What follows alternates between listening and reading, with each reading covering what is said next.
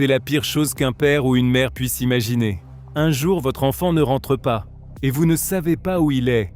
Il a simplement disparu, sans laisser la moindre trace. C'est exactement le type d'histoire que l'on va vous raconter aujourd'hui, avec une particularité glaçante. Dans cette vidéo, chaque enfant a refait surface des années plus tard. Mais ils avaient changé, profondément, et leurs histoires sont difficiles à croire. On commence tout de suite avec un cas qui laisse sans voix. Direction Glendale, en Arizona, aux États-Unis. Alicia Navarro avait 14 ans. Elle avait grandi là-bas dans un environnement très protégé, avec ses frères et sœurs et sa mère célibataire. Mais Alicia ne vivait pas une adolescence comme les autres. Elle était différente. Diagnostiquée autiste très jeune, elle était extrêmement introvertie et avait du mal à s'intégrer. Elle n'aimait pas l'école. Et parfois, la simple idée de devoir sortir pouvait déclencher des crises où elle se mettait à hurler. Ce qui la rassurait, c'était la routine. Elle portait presque toujours les mêmes vêtements, mangeait les mêmes choses et avait besoin d'un emploi du temps parfaitement structuré, sans changement. Et pourtant, le 15 septembre 2019, tout bascule. Tôt ce matin-là, Alicia s'est assise à son bureau et a écrit un mot. « Je me suis enfuie, je reviendrai. Je le jure, pardon, Alicia. » Elle l'a laissé sur la table, puis elle est sortie par une porte à l'arrière du salon, en passant près de son beau-père qui dormait. Dans le jardin, elle a grimpé sur une chaise pour franchir la clôture. Et elle a disparu, seule, dans l'obscurité. Quelques heures plus tard, sa mère Jessica s'est réveillée. La maison lui a semblé anormalement silencieuse. Et en entrant dans la chambre vide d'Alicia, elle a compris. Ses affaires les plus importantes avaient disparu avec elle. Sa paire de chaussures préférée, un spray, son MacBook, son iPhone et un peu de maquillage. Mais ce matin-là, une autre chose terrifiait Jessica. Elle se souvenait qu'Alicia, récemment, discutait plus souvent en ligne avec des inconnus et qu'elle partageait des informations personnelles. En plus, elle s'était mise à porter du maquillage et à acheter des vêtements plus révélateurs, ce qui ne lui ressemblait absolument pas. Jessica a signalé sa disparition le jour même, et une vaste recherche a été lancée partout. Pendant son échange avec la police, elle a aussi mentionné un détail important de la veille au soir. I saw my daughter was through these stairs and she talked to me and told me, "Mom, what are you doing still awake? It's late." And I told her I'm waiting for my husband, Yvonne, to come home from work. So then she said that, "Oh, if you don't sleep, you're going to get in a bad mood." And she went back upstairs. Alicia préparait-elle sa fuite depuis longtemps ?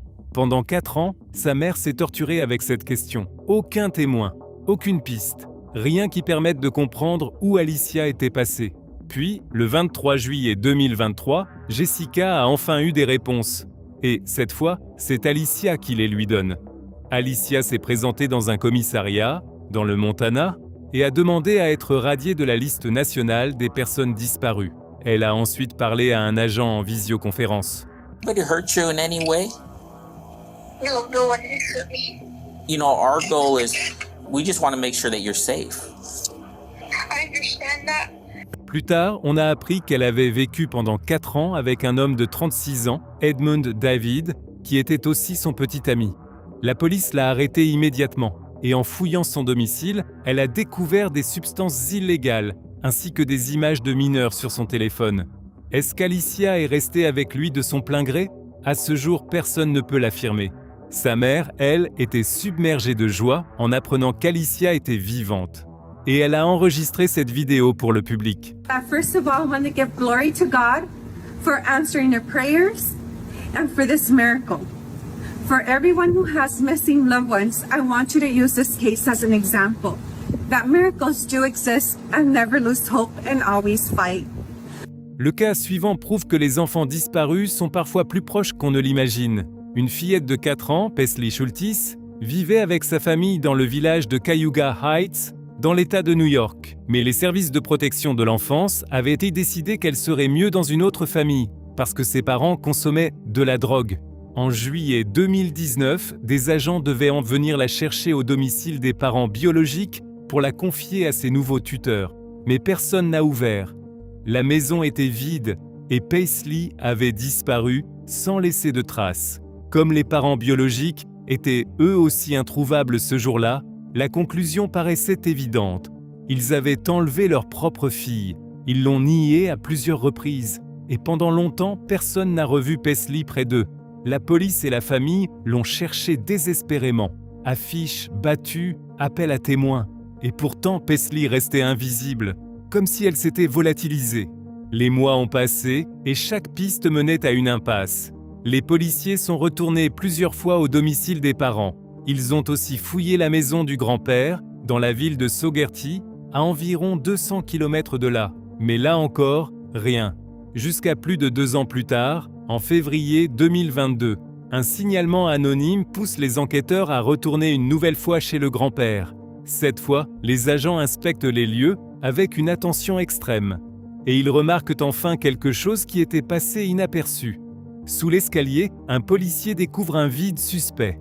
Derrière, il y a un espace creux, une cache improvisée, étroite, sombre, à peine ventilée.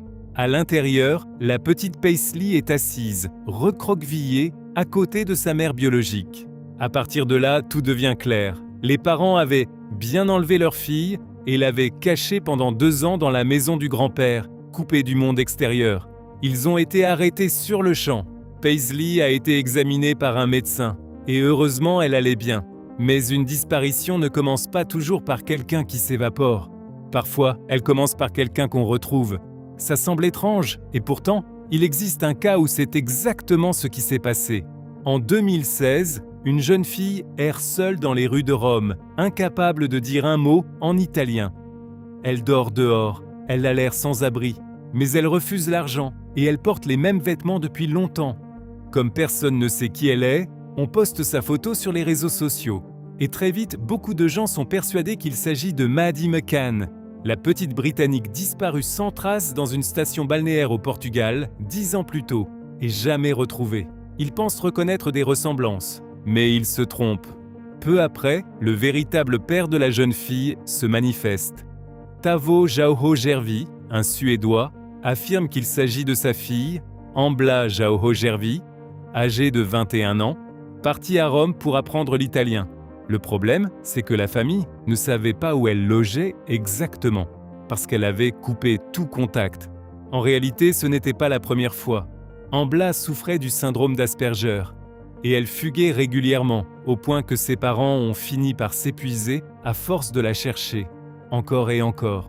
Comme quoi, il existe plusieurs histoires de disparition, où les parents ont eu raison de ne jamais abandonner l'espoir de retrouver leurs enfants en vie.